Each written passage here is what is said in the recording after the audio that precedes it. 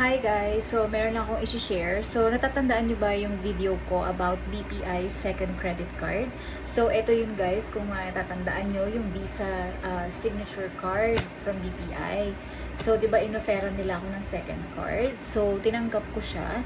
Pero guys, di ba sabi ko dun sa video, yung credit limit nito ay shared doon sa aking primary card na yung BPI Cashback Amore Platinum.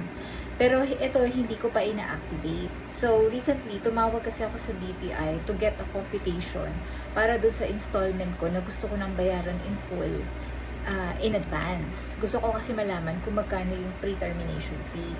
Ngayon, during the verification, natanong nila ako if meron pa akong other cards. So, sabi ko wala. And then, suddenly, sabi sa akin ng agent, meron daw akong second credit card with BPI. So, sabi ko, oo, meron akong BPI Visa Signature, pero hindi ko pa naman siya ina-activate. So, sabi sa akin ng agent, kahit daw hindi ko pa ina-activate yon, recorded na siya as my second card with them. So, sabi ko, so, ibig ba sabihin, kahit hindi ko pa ina-activate, pagbabayarin nyo pa rin ako ng annual fee niyan? Sabi sa akin, yes. So, ang ginawa ko guys, dahil I don't see any benefit of keeping this card, dahil nga wala siyang sariling credit limit, on the spot, during the call, nag-request ako ng cancellation ng card.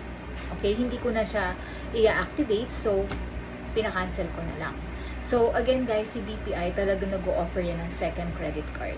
So, kung dumating dun sa inyo, kung hindi kayo sure kung shared ba yung limit niya or hindi, itawag nyo sa kanila. So, kapag shared, pag-isipan nyo mabuti kung worth it ba i-keep yung isa pang card. Kasi tandaan nyo, isang credit limit lang yan, tapos 2 annual fee yung babayaran mo.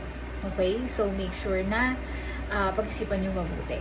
So, ako pinakancel ko na. Kahit pas BPI signature yan, wala naman siyang sariling credit limit. So, wala din. Okay? So, yun lang guys yung gusto kong i-share.